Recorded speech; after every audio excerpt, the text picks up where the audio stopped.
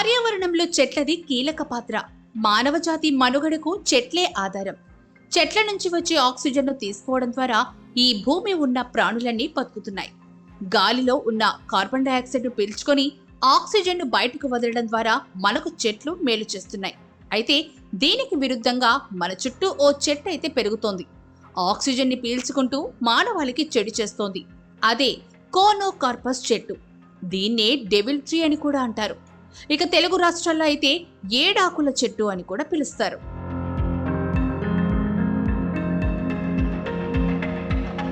Conocarpus మొక్కలు, చెట్లు మనుషుల మాదిరిగా అధిక మొత్తంలో ఆక్సిజన్ పీల్చుకుంటాయి. ఆ చెట్ల కాయల వలన మనిషికి శ్వాసకోశ ఇబ్బందులు ఏర్పడతాయి. చిన్నపిల్లలకు ఆస్మా వంటి జబ్బులు కలుగుతాయి. అందుకే ఈ చెట్టును డెవిల్ ట్రీ అని కూడా అంటారు. ఇప్పటికే ఈ చెట్లను చాలా రాష్ట్రాలు నిషేధించారు.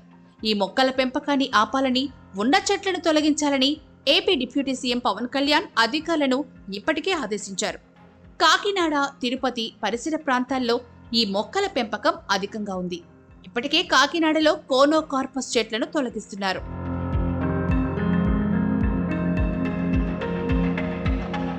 మనుషులకు హాని చేసే ఈ కోనోకార్పస్ మొక్క గురించి శ్రీ వెంకటేశ్వర యూనివర్సిటీ ప్రొఫెసర్ దామోదర్ క్షుణ్ణంగా వివరించారు. ఈ కోనోకార్పస్ ప్లాంట్ స్పీసీస్ కాంబ్రిటేసికి ఫ్యామిలీకి చెందినటువంటి ప్లాంట్స్.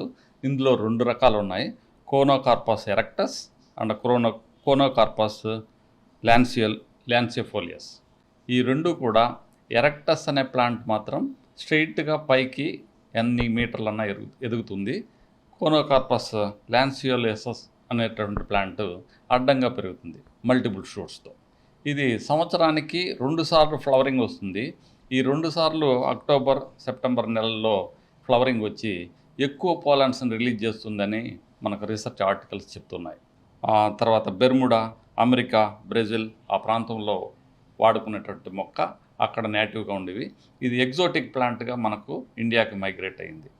సో ఈ ఇండియాకి మైగ్రేట్ అయిన ప్లాంట్స్ వాతావరణాన్ని కలుషితం చేయడంలో ఉంది అనేది కాంట్రవర్సీగా అన్ని స్టేట్లోనూ ఉంది. సో అఫారెస్టేషన్ ప్రోగ్రామ్కి కొన్ని ఫారెస్ట్ డిపార్ట్మెంట్ వాళ్ళు కొన్ని స్టేట్స్ ఇంపోర్ట్ చేసుకున్నాయి. బట్ నిజంగా స్టడీ చేస్తే వీటి వలన హెల్త్ ఎఫెక్ట్స్ ఎక్కువగా ఉన్నాయి. సో పిల్లలకి, పెద్దలకి ఈ ఇద్దరికి కూడా asthma, allergy, skin allergy, eye irritation ఇలాంటివన్నీ కూడా కలుగుతున్నాయని కొన్ని రీసెర్చ్ ఆర్టికల్స్ చెప్తున్నాయి. దాంతోపాటు ఎకలాజికల్ పరంగా చూస్తే, ఎన్విరాన్మెంటల్ పరంగా చూస్తే ఇది ఆక్సిజన్ని రిలీజ్ చేయడానికి బదులుగా ఆక్సిజన్ని కన్జ్యూమ్ చేస్తుందని డే టైంలో ఇది రివర్సబుల్గా ఫోటోసింథటిక్ యాక్టివిటీ జరిగినట్టుగా మనకు ఆధారాలు ఉన్నాయి. అందువల్ల ఇవి మనిషితో పాటు మనిషికి ఆక్సిజన్ అవసరం. ఈ ఆక్సిజన్ని అది కూడా పీల్చుకుంటే మనతో కాంపిటీషన్ జరిగినట్టుగా అనిపిస్తుంది. కాబట్టి ఇది మిగతా జీవులకి దీనికి ఉన్నటువంటి థిక్ అయినటువంటి leaf structure, thick leathery leaf structure ఉండడం వలన మిగతా డిగ్రేడేషన్ కెపాసిటీ స్లోగా అవుతుంది. అది భూమిలో ఇమీడియట్గా అది డికంపోజ్ కాదు. కాబట్టి ఎక్కువ టైం తీసుకుంటుంది. అది లైక్ యూకలిప్టస్ లాగా ఇది కూడా ఎక్కువ కాలము భూమి మీద వేరే మొక్కలను బతకనీయకుండా ఇది మాత్రమే గ్రో అవుతుంది.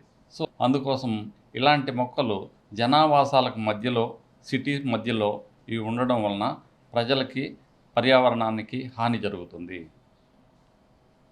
అలాంటి ప్లేసుల్లో రాగి, మర్రి, పొంగమియ, పిన్నేట అంటే కానుగ ఇలాంటి మొక్కల్ని, వృక్షాలని మనం నాటుకుంటే మనకు, పర్యావరణానికి మేలు జరిగే అవకాశం ఉంది.